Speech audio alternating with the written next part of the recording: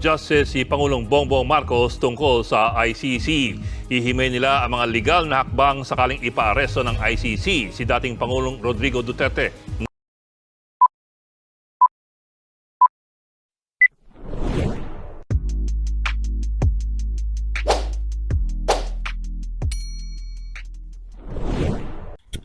Welcome back sa aking YouTube channel. Para sa mga first time lang manood, please click mo na yung Jeremy's TV Manila.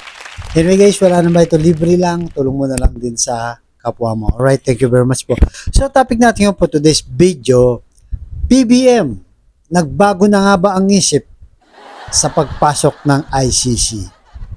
At Digong, ito na nga bang araw na kanyang kinakatakutan dahil nagsabi na ang DOJ na naglabas na ng briefer na nag-order ang mismong Pangulong Bongbong Marcos kung ano ang gagawin paglabas ng warrant of arrest ni Digong. Yan guys, yan ang mainit at laman ng mga balita ngayon. Dahil nga mismong DOJ ang nagsabi niya na naghahanda na sila kung ano man posible nilang gagawin pagdating ng warrant of arrest ni Digong. Bagamat sinasabi ni BBM, hindi makikipag-cooperate ang Pilipinas sa ICC, pero ano tong paghahanda na kanilang ginagawa. So narito guys, panoorin muna natin yung balita at tuloy natin ang ating reaksyon. Alright? Pasok! Justice si Pangulong Bongbong Marcos tungkol sa ICC. Hihimay nila ang mga legal na hakbang sakaling ipaaresto ng ICC si dating Pangulong Rodrigo Duterte. Nasa frontline balitang yan, Gerard de la Peña.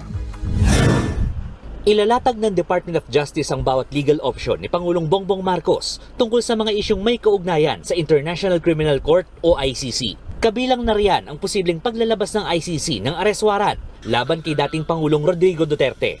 Sa kabilayan ng dati ng binitawang salita ni Pangulong Marcos na hindi may kipagtulungan ang kanyang administrasyon sa ICC. It will be discussed in the briefer as well.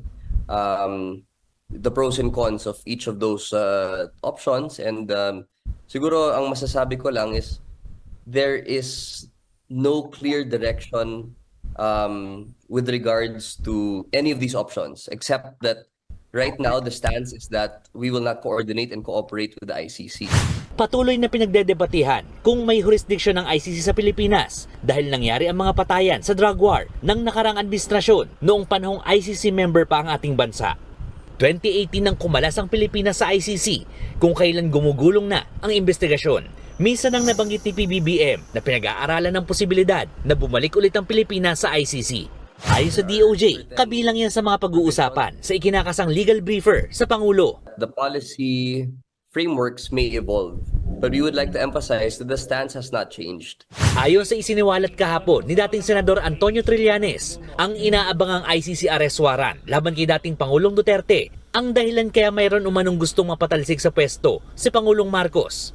Nagre-recruit na rin umano ng mga aktibong senior police officers. Giit naman ng DOJ sa mga nagbabalak ng destabilisasyon. If there is enough evidence to file cases against those who have violated our criminal laws, such as sedition, incitement. So yun guys, napanood nyo, di ba? Nung sabi ng DOJ, kailangan nilang malaman yung pros and cons nito. So ibig sabihin guys, mismo Pangulong Duterte ay Pangulong BBM ang nagsabi kung ano nga ba talaga ang dapat nilang gagawin. Kaya pinaghahandaan na. Di ba? Kaya yung sinasabi niya na hindi makiki-operate kung binabasa mo guys, kung talagang nakikinig ka sa politika, hindi mo na kailangan maging matalino, di ba? Bagamat yun ang sinasabi ni BBM na hindi makikipag-cooperate, pero yung kilos iba. Kaya nga, di ba, naalala nyo itong si Roque, nanawagan siya na hindi, gumawa tayo ng kasulatan, di ba? Sumulat ka na hindi mo talaga papapasukin yung ICC. Naniniguro sila na kailangan di gawin. Kasi nga, nagbago-bago ang isip ni BBM. Bukod dyan, sabi nga ng DOJ, yung policy ngayon ng gobyerno ay nag-e-evolve. Anong ibig sabihin ng nag-e-evolve? Nagbabago. Pwede ngayon, hindi makipag-cooperate, pero paglabas ng actual, doon na. So, ano ba yung pros and cons na? Siyempre, kung halimbawa, guys, di ba? Kung uhulihin, di ba, lalabas yung warrant para hulihin itong si Duterte. ano kaya ang posibleng mangyari, di ba? At anong epekto nito sa international community? Siyempre, matutuwa yung mga bandang Western, di ba? Yung talagang democracy country na alam naman natin, active sila pagdating sa human rights. At siyempre, hindi lang yon, matutuwa rin ang mismong kababayan natin na naging biktima ng mga inosenteng na war on drugs o natokhang nitong si Digong, di ba? Ngayon, kung hindi naman papapasukin, di ba? Hindi kilalanin ng gobyerno ng ICC, ano naman ang magiging epekto sa ating bansa at sa international community. So, kabaliteran nun, sigurado. Sigurado maraming magagalit kay BBM. Lalo pat, di ba? Punta ng Amerika, ng Canada, ng Europe, na alam naman natin active sa human rights advocacy, di ba? Tapos hihingi ka ng investment pero hindi ka naman sumusunod sa rule of law ng international community. At bukod dyan, di ba? Lumabas sa survey guys, 58.7% Pinoys pabor sa ICC probe versus Duterte survey. So, ibig sabihin ito, mahigit kalahati ng populasyon ng ating bansa. Kung 110 million tayo, guys, sabihin na lang natin, 60 million. So, majority gusto nang papasukin yung ICC dito ng ating mga kababayan. Ayan, no? Bago lang yun, no?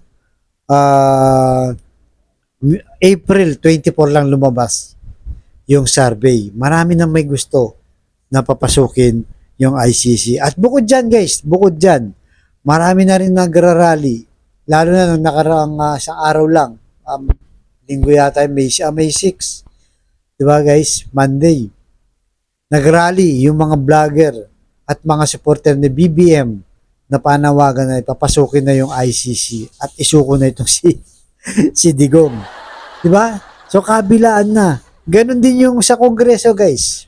Diba? Nag-file na rin sila ng resolution na makikipag-cooperate na sa ICC. Naalala nyo sila Benny Abante at mga ibang leader pa sa Kongreso. So, nakikita natin, kahit siguro si BBM, kahit sinasabi niya hindi makipag-cooperate, pag nakita niya to na malawakan na ang panawagan na makikooperate na sa ICC ang ating gobyerno ay mag-evolve. Yun na nga sinasabi ng DOJ. Magbabago ng isip ni Digong, ay ni Duterte. Ibig sabihin, open na guys. Open na, hindi kagaya dati. Close talaga, as in close, di ba? Parang wala tayong pakialam dyan, di ba? Kung lumabas mo yung warrant of arrest, wala na tayong pakialam dyan. Bahala na kayo dyan. Parang ganun, di ba? Pero ngayon, pinaghahandahan. So, ibig sabihin, may possibility doon. Di ba? Lalo pat kabilaan mga rally, yung survey, ang dami nang nananawagan. At bukod doon, di ba, nagiging sakit ng ulo itong si Digong ni BBM, di ba? Kaluwat kanan ng rally, di ba? Kakatapos lang ng rally. Banat na naman kay Marcos. Anong sabi ni Digong? Sa loob ng 2 taon, bagsak ang gobyerno mo, wala ka pang nagagawang maayos sa bansa. Bukod doon, dami pang sinasabi, kahit sila Baste, pamilya at mga supporters, sila Roque, Glenn Chong, di ba? Sila Vic Rodriguez na dati naman nilang kasamahan itong si BBM at kinampanya nila. Pero ngayon sila yung unang sumisira. Di ba? Kaya abangan natin to guys. Mukhang talagang papalapit na ang araw na kinakatakutan ni Digong. Kaya ngayon taranta na sila. Di ba? Bukod pa dyan sa hearing ni Bato. Nakita natin na binigyan ng platform para mapaniwala ang tao na nagiging nag-drug addict o bangag itong si BBM dahil pinatulan yung PIDEA leaks. Diba? So kayo guys, anong masasabi nyo? Na kailangan na bang makikooperate talaga yung gobyerno at isuko na tong si BBM? Ay si BBM, si Duterte, sorry, nakakamali tayo guys. Para manahimik ng bansa, tuloy-tuloy na trabaho ni BBM. Diba guys? So lagi natin sinasabi, bagamat hindi natin binoto, sinuprotahan nitong si BBM, diba yan na, isko tayo, malinaw naman guys.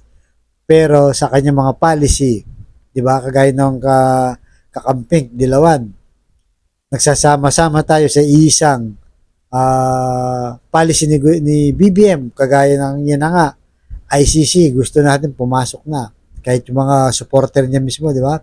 Yung West Philippine Sea, diba, pakikipaglaban sa China. yung pakipaglaban natin sa karapatan natin. 'Di ba? At sa marami pang issue. Kaya para sa bayan guys, suportahan natin yung gobyerno sa laban nito. Kaya ano masasabi niyo dito? Comment down below lang po kayo para sa atin talakayan. So hanggang dito lang po, abangan niyo ang susunod kong vlog. Thank you po.